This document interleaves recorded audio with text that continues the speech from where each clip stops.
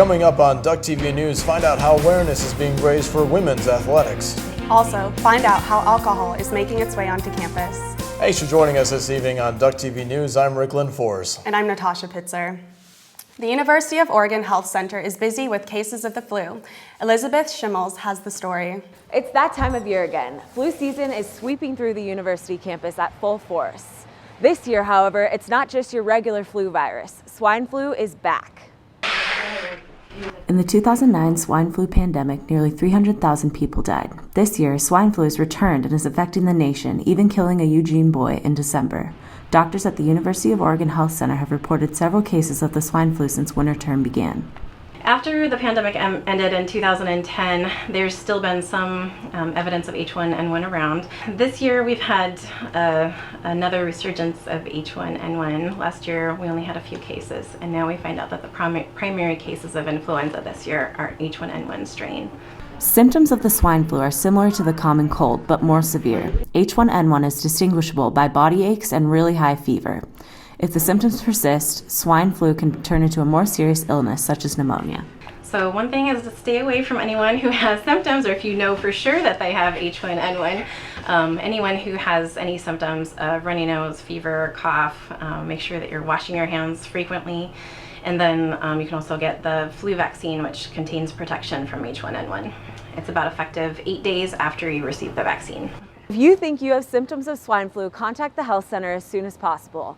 For Duck TV News, I'm Elizabeth Schimmels. The University Health Center administers flu vaccines Monday through Friday for $15. Spring sports are just around the corner, and so too is the new athletic fund. Women in Flight is an initiative tied to the Duck Athletic Fund, specifically supporting female student athletes. The goal of the program is to raise awareness and financial support.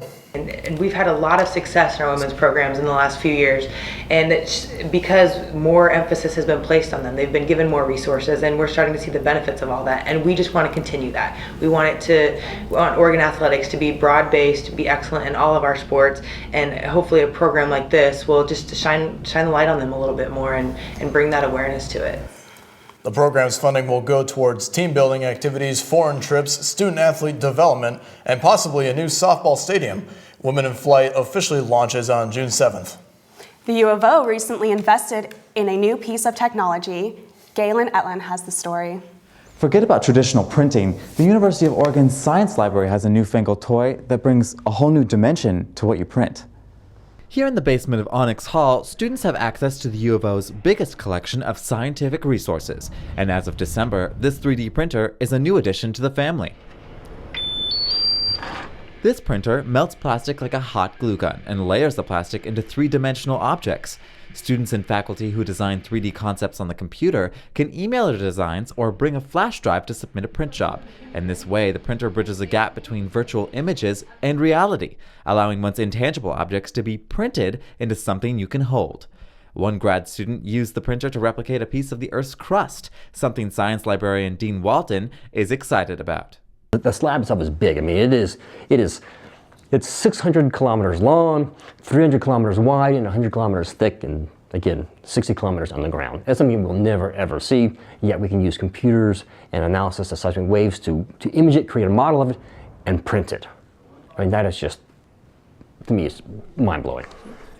The printer may have cost the university $2,400, but printing in 3D is more economical than you might think. An ink cartridge can set you back as much as $90 to $100, while a large spool of 3D printing plastic costs about $40. After printing every day for 2 months, the science library only used one spool. And Walton says as long as an idea is original and research-oriented, anyone can use it. Our view was that, we're a library, we are here for the general university community. So our goal was to actually have a 3D printer that anyone with UO status could use. If you have an idea for a print job or just want to see how the printer works, you can stop by the front desk of the Science Library. For Duck TV News, I'm Galen Etlin. Science faculty are currently using the printer to replicate fossils, since the printed models are much more durable and replaceable. Snow days in Eugene this month brought down several trees and more than a foot of snow in some areas. Around 6,000 eWeb customers were without power last weekend, and some customers had to wait until Tuesday to regain electricity. For more on the weather, we go to Alexis Winterhalter. Now, Alexis, we've had plenty of snow, plenty of rain afterwards, but is there any sun coming our way? Well, let's take a look. This weekend, we will see more typical Oregon weather than we had last weekend. Saturday will be a nice break from the wet with sunshine and a little precipitation. Starting with tomorrow in Eugene, there will be a 40% chance of rain with a high of 41 degrees and a low of 33. Friday, we will see rain again with a high of 42 and a low of 29. Saturday, there should be a break in the rain with partly cloudy skies and a peak of sunshine, though it will still be chilly with a high of 46 and a low of 31. In Corvallis this weekend, we will see similar weather with slightly higher temperatures. Tomorrow, there is a 40% chance of rain with a high of 43 and a low of 36. Friday, there is a 30% chance of precipitation with a high of 45 and a low of 31. And Saturday, we will see sunshine with only a 10% chance of precipitation with a high of 47 and a low of 30. Portland will also see similar conditions this weekend. Tomorrow, there is a high of 43 and a low of 35. Friday, there will be a high of 44 and a low of 30. And also, Portland will see sunshine on Saturday with a high of 46 and a low of 33. You better plan something fun to do outside on Saturday, as sunny days are rare in February. Back to you. In honor of Black History Month, the Jordan Schnitzer Museum of Art is hosting an exhibit by African-American contemporary artist Kara Walker. The exhibition, Emancipating the Past, reflects issues such as slavery and power and will be available for viewing through April 6th. Social media has become a trend in the School of Journalism and Communications. Journalism professor Susie Steffen finds it very beneficial for students to tweet during lecture. She's found that students are more engaged when they are actively participating in the class through Twitter. Learning how to use social media effectively is becoming more important, according to Blair Bender. Using social media within the J School is great because it's encouraged and it brings a different dynamic to the classroom setting. I have TweetDeck open during the majority of my classes, and I'm just aggregating different content and checking out different hashtags. Blair benefited from her use of social media through her classes. Learning the ins and outs of Twitter helped her land a job with the Quack Cave, a university's social media platform. Social media is on the rise. It is not only becoming essential in the classroom, but also in the professional world.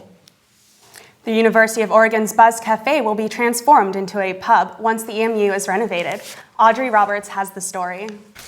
Due to the recent snow, students are going crazy here on campus. Speaking of unusual after-class activities, the EMU has recently decided to open a pub for students and faculty.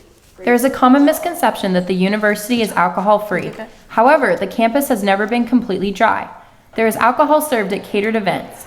Before doing so, all groups, departments, or organizations must apply for a permit.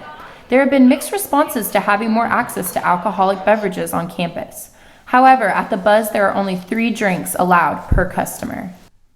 It started the last year or so, where they started with just Thursday nights, and it was just in the evening, and it was just meant to be a few hours just to try to get students, faculty, and staff that were of age into that space where it's a safe environment, and then it's an option to then go through and have a low risk situation, right? It's a safe environment to then be able to then have beer or wine. It's now expanded to where then it's several nights of the week. It's still though late into the evening, so there's a time cap on when it starts. Currently, the Buzz offers wine and beer 4 to 7 on weekdays for faculty, students, and community members. That school follows state, federal, local law, and that those that are choosing to then go through and break that law then will be held accountable. So I think that whether it's the Buzz, whether it is Autzen, whether it is any other venue, that they're still going to be held responsible for those illegal actions. For Duck TV News, I'm Audrey Roberts. Back to the studio. Thanks, Audrey. Someone took a shot at her at the very end there. That's just unkind. University of Oregon sure knows how to host a good snowball fight, right, guys? Indeed we do. Thanks for joining us. I'm Natasha Pitzer. And I'm Rick Linfors. Have a good night.